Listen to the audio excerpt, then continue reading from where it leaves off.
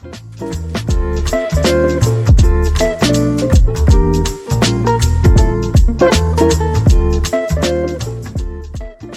what's poppin' nation? It's Lena from What's Poppin USA, Small Business Home Shopping Network. And today on Glass Table Talks, please help me welcome BIZ Coach Steve, Mr. Steve Feld from Scottsdale, Arizona.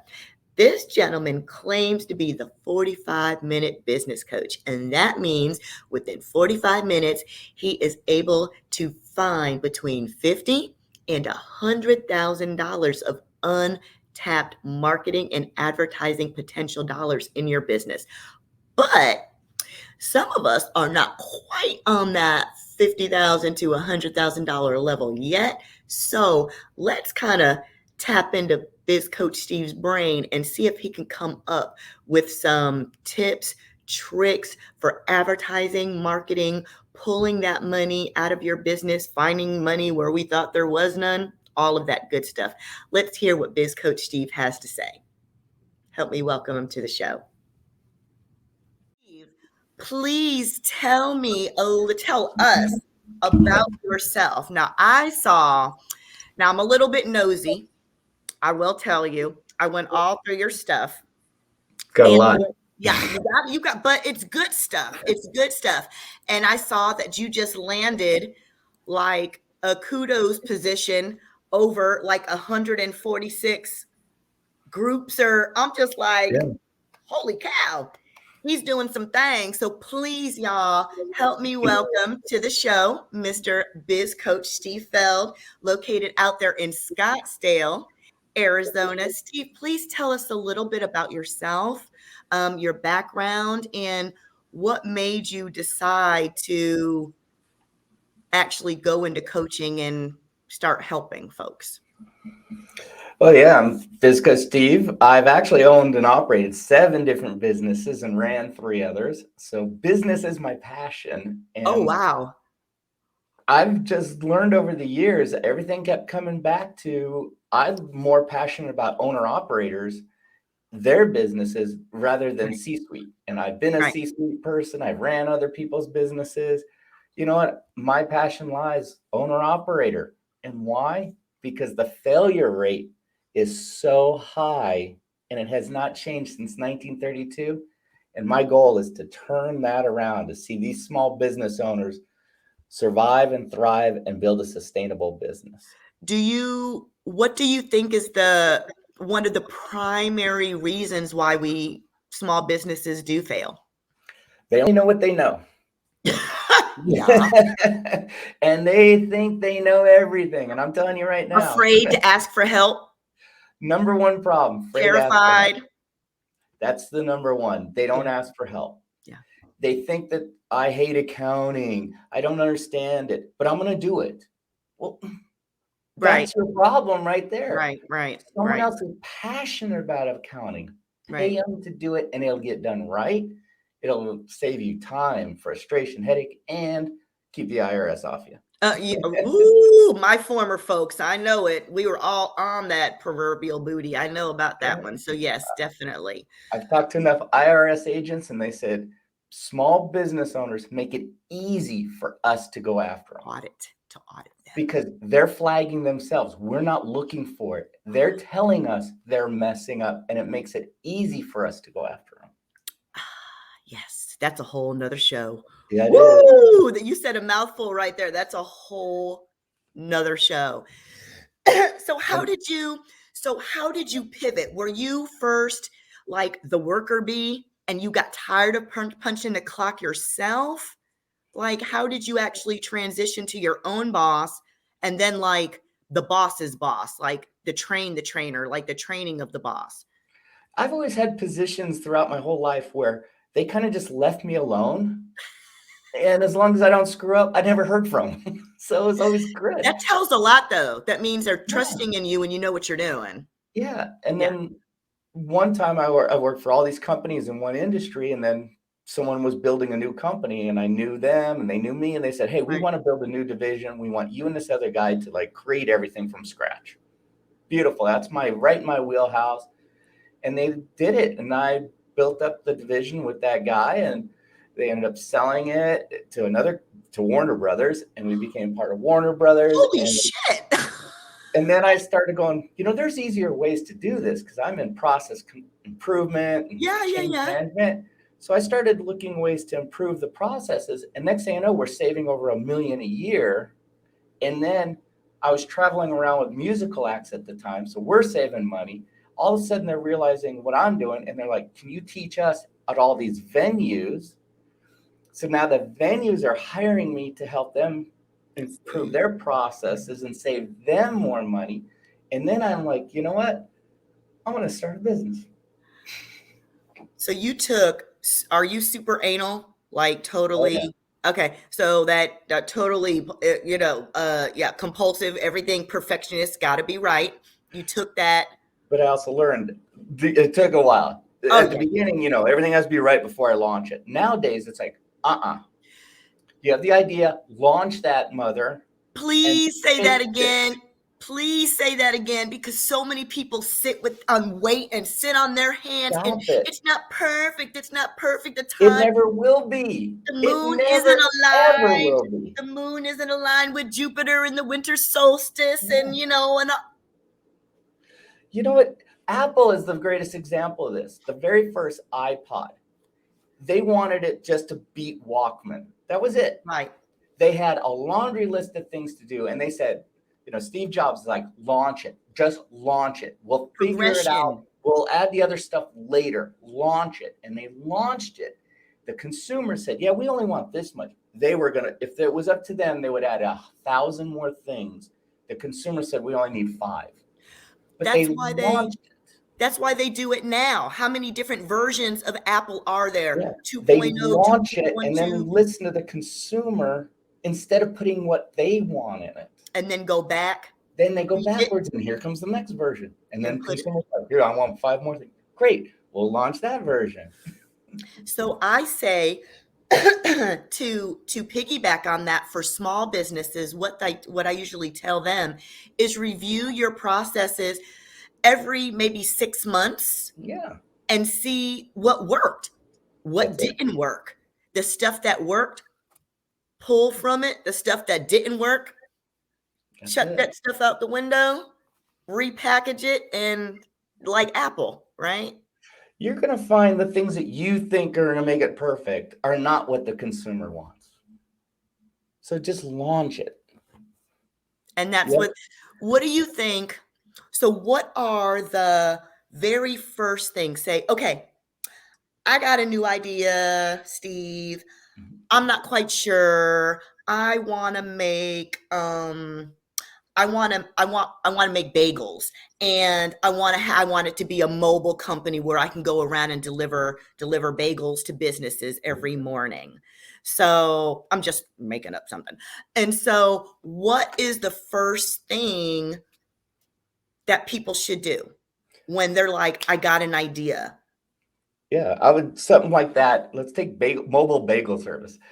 I would actually do a little research in the market. Is there someone else playing in there? And Market is there research. a market for it? So then how would I find out? Well, I want to target businesses, right? Because they're going to buy more bagels than going to a home. So I would go to like the local businesses. Hey, if we had this service, would that interest you? Why? And do like a little survey. Yeah. This is going to save you money and time down the line. So put the time and effort in doing your due diligence at the beginning to find out if there is a viable product, a market for it. And you know what, I want to piggyback off of that, what you just said? You said, take your hiney and walk into it. You didn't say get on Facebook. No. You didn't say get on TikTok and Instagram and look at social media, right? You said get your butt out there. Yeah, because if you're going to go deliver a bagel, that's in person. That's not done online. But you have so many people that even though they want to be this boutique, they want to be this whatever, they're so afraid to step off of this computer, step off of this technology, and actually get out there and actually speak to people. And I think that product research and getting over that fear of how you're doing that product research. You got to talk to folks, baby. That's it. You know what? And if you walk in a business and say, hey, listen, I just need your, even talk to the receptionist, because guess Oh, who's yeah. going to make the decision? Come on. It's not going to be the CEO. It's Oh, probably the definitely receptionist. not. It's the worker bees that are hungry. Worker They got bee. the break room. That's it. She's probably controlling the break room. Odds are. If not, find that person, but ask them, hey, listen, I just want to ask you a question. I'm not selling you jack. Right, right.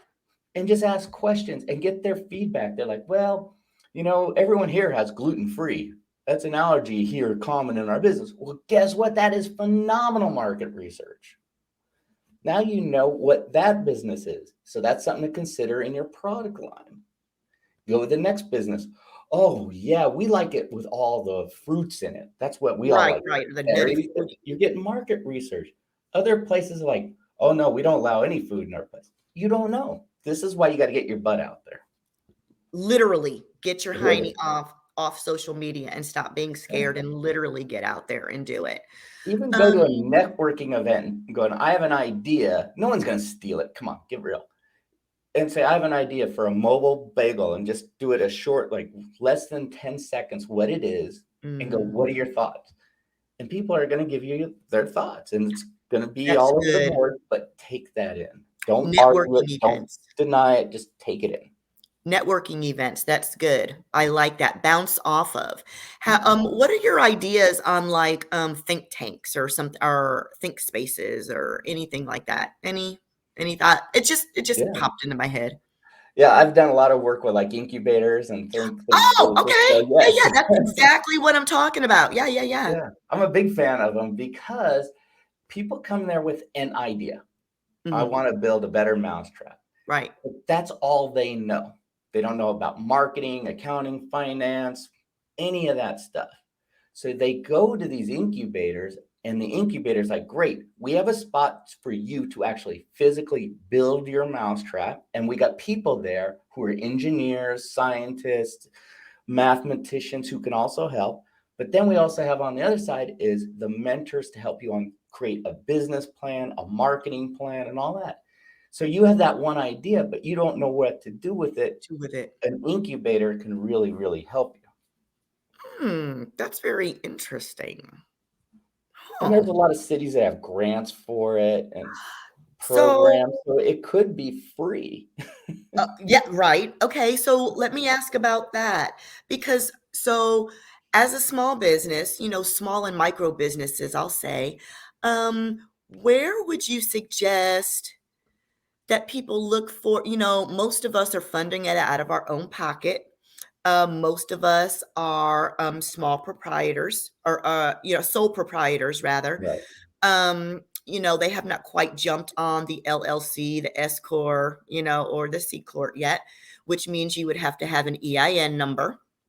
And that takes 10 minutes to do, and it's And that free. takes 10 minutes, but that also means you can't use that money for gas for your car, for your light bill, or because Yeah. then it's And appropriated commingle. for your business. You can't commingle and marinate your business and your personal, right? Yeah.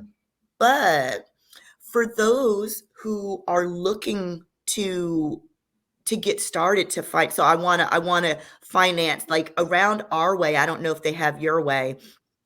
Well, they have, I'm thinking actually walking hot dog carts. They got the little man with the ice cream thing, or a food truck or something like that would be good for our bagel service, Mhm. right? So now we've gone to the incubator, we've got some ideas, but now we need some money, Steve. Where as a, and we're not a nonprofit. Right. So as a nonprofit, they got a lot of grants out there. They're trying to throw money at nonprofits. Yeah, and it's fun. It's sad in the last 10 years because I turned around a large nonprofit. The grant money keeps going like this, and the Shrinking. more there's more and more people going, I'm a nonprofit. So it used to be like, let's say, make it simple, like a Right, dollar of grant money, 10 people were applying, so they each got their dime. right. Nowadays, it's 1,000 people applying, and it's only 10 cents is the grant. So it's a totally different shift. I mean, the grants are still out there, but a lot of people are saying, I'm going to be a nonprofit. Well, let's look at it. If you're only looking at it from a taxation point of view, you're looking at it the wrong way. Correct. You Correct. can be a for-profit company and use a lot of philanthropy in it and donate. That's what I'd recommend to people because it's going to save you on taxes a little bit better and you do Right. a lot less paperwork. Oh my gosh, the application Yeah. for a 501c3 is Oh, like the white pages and the yellow phone telephone yeah. pages, like thick. It's a And lot it's of always pages. like you forgot one form. You forgot to like check one box or Yeah, scribble an initial, and yeah, it's a lot to do. it's a lot. But for us for-profit people Mhm. who want to make a little bit of money, how do we get the funding into our business for that? How would you suggest that? Well, Because I there's always family and friends. and well, I only say that because I see, yeah, family and friends, but I see your claim to fame was finding money where people don't know they have advertising dollars, but you have to already be in that Be in position business. to Right. find some money because he can't like find it under your couch. I can't find out a zero. Right. I'll be So honest. we want to get to that 50K to 100K Yeah. level that you can find of, petty cash for us. So where should, as small businesses, we're looking at initial startup with friends and family? Are Yeah. we looking at small business loans or do we wait on those? Yeah, Like, banks are risk aversive. They hate risk. I mean, look, they're banks. They've been around for ever. gazillion. Since the day a bank was started, they avoid risk. That's still today, and nothing's changed. So if you walk in and have never ran a business, never owned a business, never been in that industry, you don't have any assets, and you go in there with all your business plans and say, I'd like a loan, they're going to say, the door you came in, go right on back out. Don't let it hit you where the good You Lord. just wasted your time getting down here. Right. You wasted gas money. Okay. Because they don't want to deal with risk.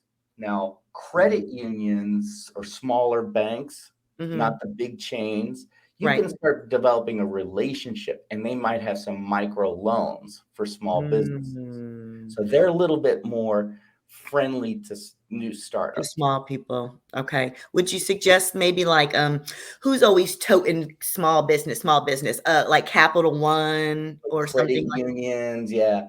that? And I always tell people, it's like, whatever you do, please try to avoid using your credit cards to start your business.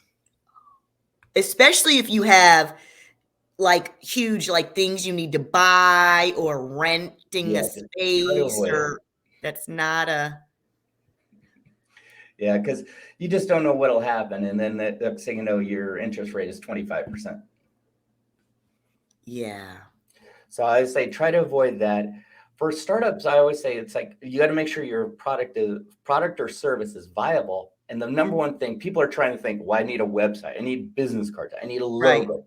Right. Folks, it depends on your business. You can do it with a one-page landing page for free. You don't forget the business cards and all this other stuff.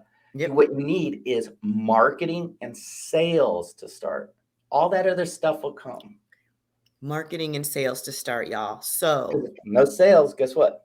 No money. right. You don't have any sales. You don't have any collateral. Your banks and everybody are looking at you like, you want me to loan you some money and you ain't got a dime. It's like going to get a personal loan and you don't have a job. You don't have a paycheck behind you. It's the same deal. Exactly. So small businesses, where do you think they have limited advertising dollars, right? So let's so let's do this. So that's why I said marketing and sales, not advertising, because advertising costs. So so let's do some definitions. Let's define some things. What would you consider as a small or a micro bit? Like, what is the delineation between micro business and small business, and then like everybody else? Because we're on the lower end of the spectrum. No, I mean, well, you got to think the U.S. government thinks anyone 50 million and below, 50 million and below is a small business. Oh shit! Really? Yeah, exactly. That doesn't make any sense. But to them, a micro business is under 10 million. And it's like, okay, your definitions are a little out of whack with reality. Wow, okay. Okay. Most They're not people thinking of consider, business in the same terms. I know it. I mean, most people are considering like micro business under a million. And Like then a, like a yeah. million to 50 million is small business. But you know what? Okay. You could be a small So, business owner making 500,000, and you know what? You're a small business owner. You could be even considered micro in some terms. wow. Okay. See, in my brain, I'm thinking like micro businesses are like my little Facebook moms. Under 100,000, yeah. Under 100K is like, to me, micro. Right. Okay. Okay. So now that we got that out of the way and we know what level we're on. If it's just you, like I work out of my home. I've been virtual for 6 years. And you know what? The way I look at it, it's like, am I a small business or a micro business? I have virtual assistants. I have Right. strategic alliance The partners. whole, They're not on my payroll. right. So am I a small business owner or am I a micro business owner? Such a weird delineate. 50 million. I'm like, Yeah. I'm still floored on that one. I know. When I Okay. first heard that, I had to reread it. And I teach a class called ABCs of Starting a Business. Uh-huh. And so we got the stats actually from the Small Business Administration one year, and Oh, we the were all SBA. just shocked on it. We're still like, they need to go back and redo They that. really need to rethink that, especially in today's climate, because, okay. So the other I'm like, I'm still floored on that one. The other delineation I want to make is between marketing and advertising. You said there is so let's explain that, because look, I'm with my pen and I have notebooks and I take copious notes. Great. How Oh, I look at it, and I think everyone else, if you pay to place an ad anywhere, pay-per-click ads, local newspapers, whatever it may be, that's an advertising, okay. because you pay to play it. Yes. Marketing could be, you talked about like doing videos, giving out content, writing press releases and getting it picked up. That's because guess what that costs you? Just time, Your brain power. brain power. And that's marketing. That's going to attract more people. So if a newspaper, they can be online and offline, a newspaper picks up your press release and runs it, that's unbelievable marketing. And you didn't pay for it. But if you had to place an ad in that newspaper, that's advertising, and you're going to be just like all of us consumers and ignore it. Inundated. Yeah. Get inundated with constant Unless we're ads. looking for it. It's like, after you buy like a yellow car, and then all of a Oh my sudden, God. all the yellow Every cars yellow are, car in the world. but you never saw one before. Exactly. Exactly. So are you saying then, as small businesses, and I want to clarify this, are you saying that it's actually better for the small business to really do more guerrilla marketing Absolutely. than advertising? Absolutely. Unless you have one of those products, and I would say product over Right. a service. It's actually, So, you can yeah, it's show. tangible, you can Mhm. sell it. That's a different story. Then it's a Yes. different plan. So Correct. let's say Correct. you're selling like consulting services. You're a service oriented is a little Right. different. You have to show them why, Exactly. make yourself like indispensable. Oh, I want to come back to Steve because he told me dot dot dot, and he's got more info that I can learn from him. So I'm going to Right. keep going back to him and follow him. Exactly. Right. Training videos, networking. I still go to networking events, and I haven't paid for a networking event in a long time. I get invited as a Right. guest. Right. Well, deliver content. Give yourself up. Put it out there. You got to get out there. Well, I was going to say, but that's that fear. Fear. I mean, like right here, podcasts. And I ran a speakers bureau for Arizona Toastmasters, and I Right. tell them, you got to get out there. And they're like, how? And I get on podcasts. Well, how do you do that? And I show them. It's like, and Get out there. You got to get yourself out there. You're a business owner. And if you don't tell the world what you're doing, no one will know and no one will buy your stuff. Period. Point blank, right? That's Really it. though. But one thing I do want these small business owners, or one thing I do want to talk about with small business owners is um, they want to play with the big boys and they want to act like the big boys, but a lot of them don't know how to set boundaries Right. like the big boys. If I can kind of segue into this conversation, because this is big. And so this is even something that happened to me over the weekend. I'm constantly moving and shaking. I'm a mom, I'm a wife, I've got 3 dogs, I'm wearing all the hats, I'm doing laundry, I'm running a business, I'm cooking dinner, I'm doing everything, right? So you have to create some downtime for yourself as a small business, and you have to learn how to shut off. A lot of times I tell my small business owners, if you had a problem and you needed to walk into Target or you needed to walk into Walmart, can you do that at any time and go to customer service and go talk to Mr. Target and go talk to Mr. Walmart? No, they got certain business hours Right. where they shut off their stuff, right? And I had a couple of people chiming in to me on Messenger this weekend about the show, and I was so tempted to write them back. And it's like 9 o'clock, 9:30 at night, and I'm Yeah. like, Lena, don't do it, because once you do it, that opens up that boundary, That's it. and they come rushing in and be like, oh, well, I got another question, and then next thing you know, it's 11 o'clock on a Saturday night, and you're talking to customers. Absolutely. You got to set your own boundaries. And I even do like a no tech day once a month. Oh, No, any of this. No computer, no cell phone, no any electronic devices. Zero. So that's the day to write, mm. because I'm working on my 8th book right now. So write.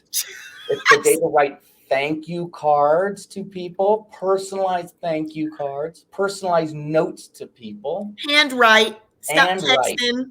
No Stop text. texting. Right. That No goes emails. so Handwrite. much further. That's the day I'll package gifts up just to give something to people that did, they could have gave me like one piece of advice, like really in passing, and I'm sending them a gift. I'm packaging it up. No technology is involved. It's a box and some stuff and And tape you just got that customer for life for because life. you took the time out of your energy, your Yeah. busy day, and thought about them. That goes a long way. I mean, I had one business I had this thank you cards made up for the business, but it still was blank and gave room in Right. there to sign. I Right. wrote the same bloody note. So every Sunday or Saturday, I knew, or it was like Sundays, the store was slower at a certain time because it was a retail. You could do And your I knew during these 2 hours, I'm going to knock out everyone who came in as a customer oh and then wow. who has not been come in as a customer in the last 2 years because I have my database. To reel them back in. Reel them back in. So I had 2 different cards and it was already pre-printed, but I'd throw it a personalized Little note, same note. personalized note, just over and over with their name. And you know what? Next thing you know, it's like it drove my business. See, I love that because I have gotten stuff from small businesses. I get a lot of little stuff in the mail, and I absolutely love when they put, I'm a confetti girl. I love when they throw confetti in my Yeah. box, and they'll write a little note on the business card saying thank you. And I just find that to be like, Yeah. cat's meow. Because no one does it anymore. And you know what? We all are the same way. If someone sent us a letter, oh, a letter, it's a card, but it's personalized to us, Right. personalized from their heart to you. How does that make you feel? So much better. And like I said, from a business perspective, it's like It's hooked them. gold. It Got is them. pure gold. Got them. One of my clients who had a boutique, so she at the beginning when I first met her, she's like, I don't have a database or anything. I'm like, oh, Hmm. we're missing a boat. Right. So we started collecting data and the contact information. And people are like, why? And we're like, we want to send you something special and we can't tell you what it is. So now that customer is thinking, What are they going to send What me? are gonna get me? And it was always something like a small little gift that we actually incorporated from, like, the vendors are trying to get rid of merchandise. Right.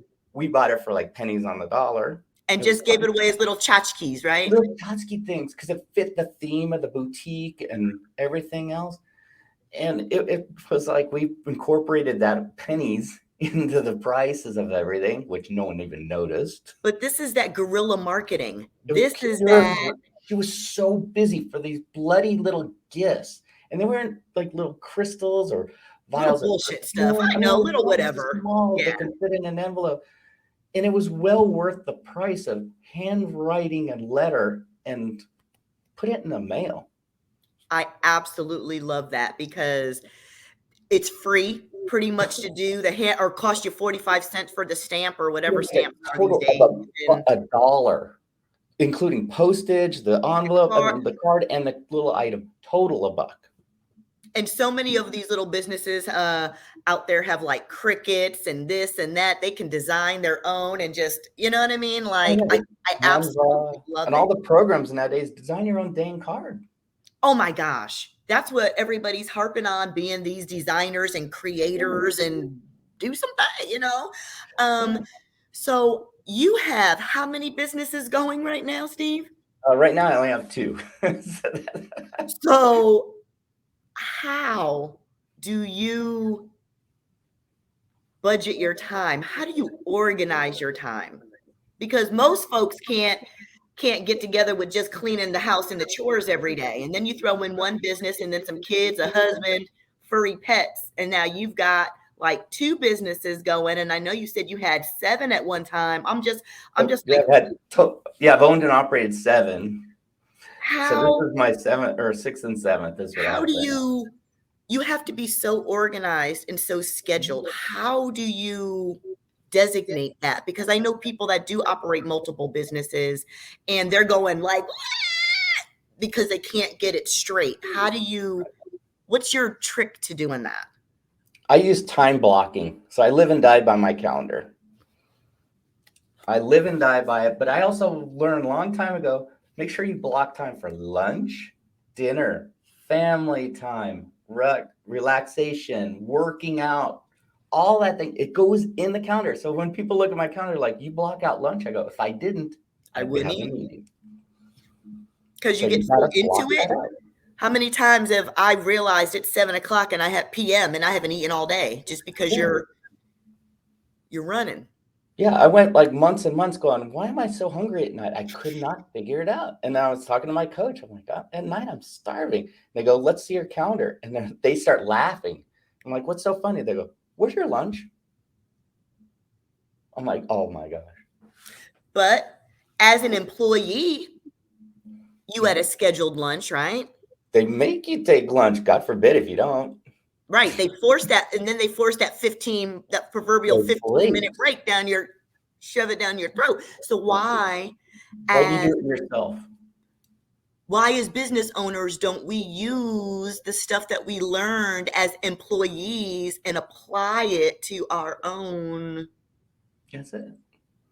Yeah, I mean, I volunteer for 2 nonprofits. It's like, you know what? That's all scheduled. And I regulate it. Like, here's how many hours you're going to get out of me, period. But that's where it comes back to, again, at night, and me not texting those folks at 9:30 at night, those business people, because I know that's going to open up that floodgate and eat up all of my time. And then someone else is like, this is my time, and you're texting me at 9 at night. That's the other thing. Now you just made me, instead of being your raving fan, I am now raving mad. Lunatic. The raving lunatic. Yeah, I hate getting, I went to an event, an awards banquet on Saturday. So it's Saturday night, 7 o'clock. My phone started blowing up. I'm like, I am not looking at it. So finally, I just turned it off. Right. Listen, I'm here in the moment. It's like the Snoop Dogg commercial where he takes the phone and he just throws it in the ice bucket, right?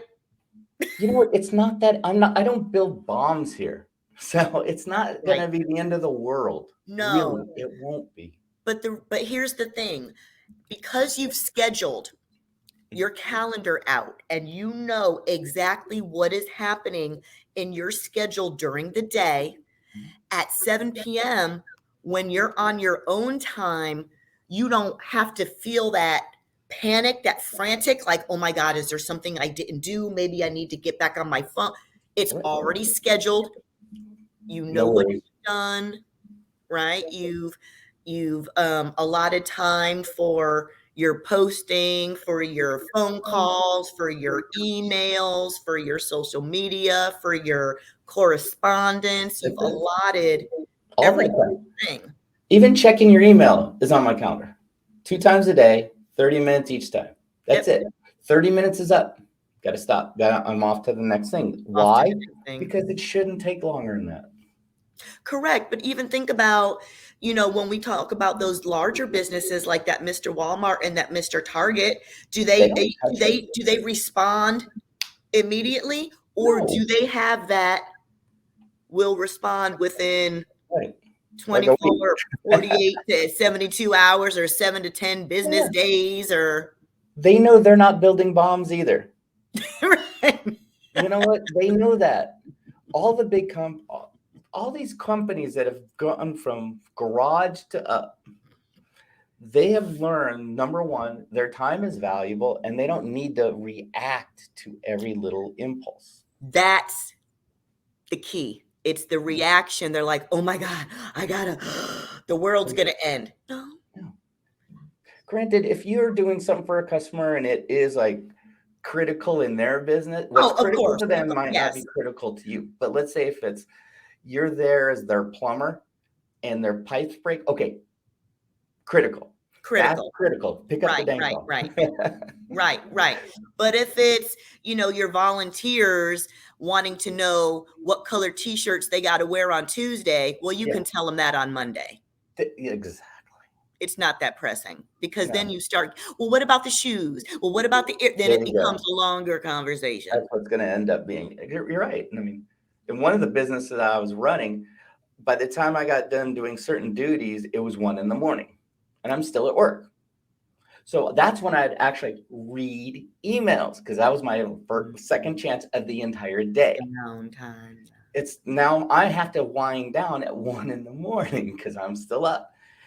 So now I'm reading the emails, reacting, and then my staff is like, we're getting emails from you at like 2 in the morning. At 3 a.m. And I go, I have a solution for that. Schedule. And they go, I scheduled all the emails to send out at like 6:30. They didn't know I wrote it in the middle of the night. Thank Next you. thing you know, they're like, thank you. I get in the office. Like, how did you beat me in the office? I didn't see you. I go, I was hidden. Scheduling, baby. They're like, I saw your email. It came in 5 minutes before I showed up. Yes. And I wasn't even in there yet. If you must respond, email because it's more professional and schedule it. Yeah, So if it's that going to be in the way- middle of the night, I mean, I'm a night person, so that's when I can really do my most creative. Yeah. But not everybody else has to have access to you at that time. No. So if I know, I need to send, you an email on this, I will write it and then schedule it for tomorrow morning because God forbid you're sleeping and you have your phone on and it dings and wakes you up. Oh my God. So I literally had, so you've written how many books? I'm on number 8 right now. So I've only written 1. And literally I have a chapter in my book where the little guy, let's see if I can get it on the camera, is in bed and the woman's cell phone is going off and he's like, who the hell is calling my wife at that time of night? And she sounds asleep, but the husband is thinking, why is my wife's phone going off? And it's customers. I had that happen one time. I had a gentleman who was, if you believe it, he was inebriated out in Portland, and he was sending me messages questions about a t-shirt that I was going to be making for him. I'm like, dude, it is like 3 o'clock in the morning my time, and he's calling me on Messenger and it's ringing, and I'm thinking, holy shit. So after that experience, I put a do not disturb on my phone because those customers will. Yeah, absolutely. I mean, even when I ran a couple businesses, so there would be literally fires because we had kitchens and everything else. Oh my God. And I said, okay, listen, I shut off my cell phone at this time. But if there isn't a major emergency that you guys can handle, because I've trained you all are empowered to take care of it. But Somebody's God forbid, dying, I'm your they're last missing a resort. limb. Yeah, we have a whole procedure and I'm at the bottom. But if it comes down to that, here is my home number. If you call that, I am definitely going to pick up. But you better be dead. You better be missing a limb. There better Like, be someone going to the aliens better have come. hospital. Yeah. And you're just letting me know what happened. And I'm cool with that. But you better go through the whole procedures, and we put it in place. Correct. So they were empowered enough. And that's one thing small business owners don't do. When they start hiring staff, they're like, I still have to do everything. You hired someone to do your job. Let it go. So Okay, so that's rough. That's rough. And that's I really know rough. it's rough, but I say because as small business owners, taking that leap to trust somebody else is going to have your baby's best interest at heart like you do is so hard. That's It the is. other fear It's a huge fear. I feel Yeah. myself and other small business owners. It's just like you don't want to relinquish your baby, not because you think somebody's going to steal your ideas, because you think they're going to fuck it up. That's it. I Literally. mean, in one of my businesses, I said, well, I'm going to do what I teach. I want to hire people who are smarter than me and more knowledgeable in this area. Right. And I went out and found them and I said, listen, here's what I want you to do. But you have this big of it's a giant box now. Right. And I want your ideas. So we had staff meetings every week. Next thing you know, my business was growing. They're basically saying, what are you doing here? Get out, because they got it covered. And I started realizing, like, that's the moment I've arrived in my business, because I hired the right people and I trained them the right way and I empowered them and my business was growing. So I could take a vacation and guess what? I said, only time you call me is like the place is on fire. That's it. Or burglary. Other than that, I don't think I should be hearing from you. Wow, I love that. I can't wait till I get to that level because I got too many hats that I'm wearing now, baby. Oh my jeez. And as small business owners, this is part of that freedom why we got into it. It's that shift. Once you get over it, believe me, I've never had to worry about these people because I hired the right people. And a lot of businesses, even bigger businesses, they hire someone and then they stifle them. And then that person leaves and they can't figure out why. Why did that person leave? Right. Because you just crushed their whole soul. Yeah, you sucked the life out of them. You hired them to do a job and they're experienced in it. Let them do the dang job. I love that. And I like that you said you hired up. I learned more from them, and they learned because they didn't know business. So I learned what they did and how they did it because they were creative and artists. It was a retail picture shop.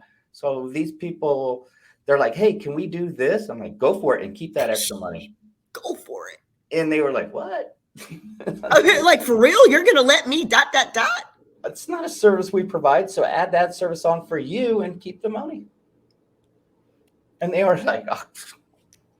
So now I got. So now they're giving me better ideas and being part of the team. Because they feel valued, empowered. Yeah. I did it in another business, and these people, the last leader definitely held them down. And I said, okay, I'm going to have you re-interview for your job. Right. And let's see how that goes. And we start talking. I'm like, why are you in this position? And they go, well, I was originally over here in that position. Right. And they moved me here and I hate it. So I move them back. And all of a sudden it was like, oh my God, I got a different person altogether. Because they were crushed with what they were doing. They weren't in the right. Right person, wrong job. You find that a lot. It's a lot. The companies I went in and turned around, I see that all the time. They get hired for like the marketing position. Next thing you know, they're over in accounting. Sales or something stupid. And it's like, well, what do I don't know Not a jack about fit. It's not a fit for them. Not a fit. Steve, y'all, he's got so much knowledge. We've already been talking for a while, and I could just sit here and just soak up, because I still have so many more questions I would love to chat with you about. We are going to have to, will you come back on Sure, another absolutely. show so we can chat some more? Steve, I've got a list of them, but please tell people where they can find you, the books that you've got going. You've got like a plethora. His resume is abundant, and I am just floored. Can you tell folks where they can find you, and the books that you have that they might want to jump on, because you've got 7 of them that you've already written and you're working on? Number 8, yeah. And they're all for small business owners, because they're telling me the same thing over and over. I'm like, well, let's put a book out, because it's addressing their problems. I like that. So the problems that you're getting in from your customers, you're kind of packaging it into a book, so people don't have to keep asking you, hey, it's right here. And I don't mind if they do. No, I know, but it covers, if people can't reach you directly, they've got your book, they can see read your thoughts right there and get that expertise. Yes, Biz Coach Steve, darling, please tell people where they can reach you, because my mouth is still, I'm like soaking in. I got to remember all the stuff we talked about. I took some notes. Well, besides social media platforms, primarily LinkedIn, I'm also on Facebook. But Okay. bizcoachsteve.com, BIZ Coach Steve, that's my main webpage. And then I also have like, hey, I'll give away a book if that's okay with you. I mean, it costs you this. Oh yeah, you got to download it. Oh my gosh. But it's going to show you 8 simple strategies to grow your business. Then, so if you're starting off, and it's for free, I mean, strategies that does not cost you another penny in marketing or advertising. So if you're looking to grow your business, I'm going to give you 8 strategies in a book, and you can apply them right away. Which book is that? It is 45-minute business breakthrough. So to get that, it's bizcoachsteve.com/100K. Okay. Yes. Yeah, please. BizCoachSteve.com. And you're going to be like, you might have heard of those strategies, but it goes through the A to Z and how to do it for you. So you can do it yourself and grow your business. And get off of all that social media and get your butt moving out there. Go talk to people, right? Launch. Go talk. Get out. If you've got a candle business, nobody's going to be able to smell your candles from the internet. They can't smell it. Get out there and let them smell it. If you're a massage therapist, they can't feel that from the internet. You got to get out there in people's faces and put your hands on them, right? Those testimonials, do some videos that some people could do on their self in their office. And guess what? You're the expert. They're going to come to you when they really need it. All of these free guerrilla marketing ideas that Steve has, y'all, really got to jump on them. Again, Biz Coach Steve, I want to thank you so much for joining me today, all the way across from Scottsdale, Arizona to Atlanta. Well, thank you for having me. Yes, sir. It has been a pleasure. I want to wish everyone best success in their business. Just most definitely. Big success, big monies, big kudos, big visibilities. You just got to get off that hiney and get your butt out the door to your customers. Steve, it has been a pleasure. Thank you so much for joining us today on Glass Table Talks. Thank you.